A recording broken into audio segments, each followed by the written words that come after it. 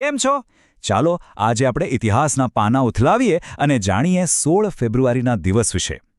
આ તારીખ ખરેખર ખાસ છે કારણ કે એણે દુનિયાના નકશાથી લઈને સંસ્કૃતિ સુધી બધે જ પોતાની ઊંડી છાપ છોડી છે. અને હા, જો દરરોજ આવી જ રસપ્રદ દિન વિશેષ માહિતી મેળવેલી હોય તો યકીન દરજી યુટ્યુબ ચેનલને સબસ્ક્રાઇબ કરવાનું બિલકુલ ન ભૂલતા. એક મિનિટ માટે વિચારો, શું ખરેખર કોઈ એક દિવસ આખી દુનિયાને બદલી શકે છે? આમ તો સવાલ ઘણો મોટો લાગે, નહીં? પણ ચાલો, આનો જવાબ આપણે 16 ફેબ્રુઆરીના ઇતિહાસમાં ડોક્યુ કરીને શોધીએ. કારણ કે આ તારીખ એવી છે જેણે રાજકીય ક્રાંતિઓ જોઈ છે, મોટી મોટી ઐતિહાસિક શોધો જોઈ છે અને આપણા સાંસ્કૃતિક વારસાને પણ ઘડ્યો છે. તો સૌથી પહેલા ચાલો વાત કરીએ રાજકારણ અને સત્તાની. એ દુનિયાની જ્યાં 16 ફેબ્રુઆરીના દિવસે કેટલાક દેશોનું તો ભાગ્યે જ લખાઈ ગયું હતું અને કેટલાક નવા રાષ્ટ્રોનો ઉદય પણ થયો. જો આ તારીખે 3 અલગ અલગ દાયકાઓમાં દુનિયાના નકશા પર કેવી મોટી અસર પડી. સૌથી પહેલાં 1918માં લિથુઆનિયાએ પોતાની આઝાદીની ઘોષણા કરી. પછી 1931માં ભારતના સ્વાતંત્ર્ય સંગ્રામમાં એક બહુ જ મહત્વનો વળાંક આવ્યો જ્યારે ગાંધીજી અને લોર્ડ ઇરવિન મળ્યા. અને પછી 1959માં તો ફિડેલ કાસ્ત્રોએ ક્યુબાની સત્તા પોતાના હાથમાં લઈ લીધી અને બસ આખી દુનિયાની શીતયુદ્ધની રાજનીતિમાં એકદમ ગરમાવો આવી ગયો. પણ વાત ખાલી રાજકારણની નથી. 16 ફેબ્રુઆરી માત્ર રાજકીય ઉથલપાથલનો દિવસ નહોતો. એ જ દિવસે કલા અને ઇતિહાસના ક્ષેત્રમાં પણ કંઈક નવું જ લખાઈ રહ્યું હતું. ચાલો જોઈએ કે કેવી રીતે ભૂતકાળના કેટલાક મોટા રહસ્યો આખી દુનિયાની સામે આવ્યા. જરા કલ્પના તો કરો, હજારો વર્ષથી બંધ એક દરવાજો ખુલે અને આખી દુનિયાની આંખો પહોળી થઈ જાય. બસ આવું જ કંઈક થયું હતું 1923માં, જ્યારે પુરાતત્વવેદ હાવર્ડ કાર્ટરે ઇજિપ્તના ફારાઓ તુતનખામુનની કબરનો પેલો મુખ્ય સમાધિખંડ ખોલ્યો.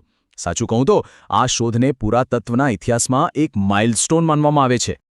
તો જુઓ, એક બાજુ પ્રાચીન ઇતિહાસ જાણે જીવંત થઈ રહ્યો હતો અને બીજી જ બાજુ 1944માં આધુનિક કલા જગતે એક એવી હસ્તી ગુમાવી જેની ખોટ ક્યારે પૂરી ન થઈ શકે. એ હતા ભારતીય સિનેમાના પિતામહ દાદા સાહેબ ફાળકે. એમનું નિધન થયું. એમની ફિલ્મ રાજા હરિશ્ચંદ્ર જ હતી જેણે આજના આપણા આટલા મોટા ફિલ્મ ઉદ્યોગનો પાયો નાખ્યો હતો. અને હા, આ તારીખ રમતગમત માટે પણ બહુ યાદગાર છે. વાત છે 1982ની. કલકત્તામાં પહેલીવાર Nehru gold cup football tournament યોજાઈ અને આ જ ટુર્નામેન્ટે ભારતીય ફૂટબોલને એક આંતરરાષ્ટ્રીય ઓળખ અપાવી. તો અત્યાર સુધીની આ ઐતિહાસિક સફર મજેદાર લાગી રહી છે ને? જો હા, તો 1 મિનિટ કાઢીને આ વિડીયોને એક લાઇક તો જરૂરથી કરી દેજો અને નીચે કોમેન્ટમાં જણાવજો કે અત્યાર સુધીની કઈ ઘટના તમને સૌથી વધુ રસપ્રદ લાગી. ચાલો હવે આપણે આગળ વધીએ અને જોઈએ કે આ જ દિવસે ભવિષ્ય માટેના નવા જોડાણો કેવી રીતે બન્યા. અને આ જોડાણો માત્ર ભૌતિક જ નહીં પણ વૈચારિક પણ હતા. વાત છે 1917ની. ત્યારે ભારત અને નેપાળ વચ્ચે પહેલી રેલવે લિંક શરૂ થઈ. હવે આ ખાલી એક ટ્રેનની લાઇન નહોતી, સમજ્યા? આ તો વેપાર માટે, મુસાફરી માટે અને સૌથી અગત્યનું, 2 પાડોશી દેશો વચ્ચેના સંબંધોને મજબૂત કરવા માટેનો એક નવો રસ્તો હતો. એક નાનકડું પગલું, પણ એની અસર ખૂબ મોટી હતી. અને પછી આવ્યું વર્ષ 2005. 16 ફેબ્રુઆરીએ એક એવું વૈશ્વિક જોડાણ થયું જે આજે પણ બહુ મહત્વનું છે. ક્યોટો પ્રોટોકોલ સત્તાવાર રીતે લાગુ થયો.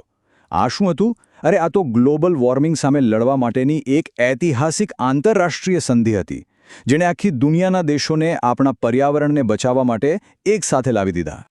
તો આ બધી અલગ અલગ ઘટનાઓ જોયા પછી સવાલ એ થાય કે આખરે 16 ફેબ્રુઆરીનો વારસો શું છે? આ દિવસ આપણને એ જ શીખવે છે કે ઇતિહાસ કોઈ એક વસ્તુથી નથી બનતો. એ તો રાજકારણ, સંસ્કૃતિ અને પર્યાવરણ જેવા અનેક તાણામાણાથી વણાયેલો છે. ટૂંકમાં કહીએ તો 16 ફેબ્રુઆરી આપણને શું યાદ અપાવે છે? એ યાદ અપાવે છે કે કેવી રીતે એક ફિલ્મ બનાવનારનું સપનું કરોડો લોકોનું મનોરંજન બની શકે છે. કેવી રીતે હજારો વર્ષ જૂનું કોઈ રહસ્ય આપણને આપણા મૂળિયા સાથે જોડી શકે છે. અને કેવી રીતે આખી દુનિયા સાથે મળીને આપણા આ ગ્રહને બચાવી શકે છે. બસ આ જ છે આ દિવસનો સાચો વારસો. આ ઐતિહાસિક સફરમાં સાથે રહેવા બદલ ખૂબ ખૂબ આભાર. જો તમને આ માહિતી ખરેખર સારી અને ઉપયોગી લાગી હોય તો એક લાઇક અને કોમેન્ટ કરીને અમારો ઉત્સાહ જરૂર વધારજો. અને જતાં જતાં એક સવાલ તમારા માટે છોડી જાઉં છું. જરા વિચારજો, આજે આપણે જે પણ ઘટનાઓની વાત કરી એમાંથી કઈ ઘટનાઓ એવી હશે જે આજથી 100 વર્ષ પછી પણ લોકોને યાદ હશે? ઇતિહાસ કોને યાદ રાખશે અને કોને ભૂલી જશે? બસ આ જ વિચાર સાથે આજે આપણે અહીં અટકીએ છીએ.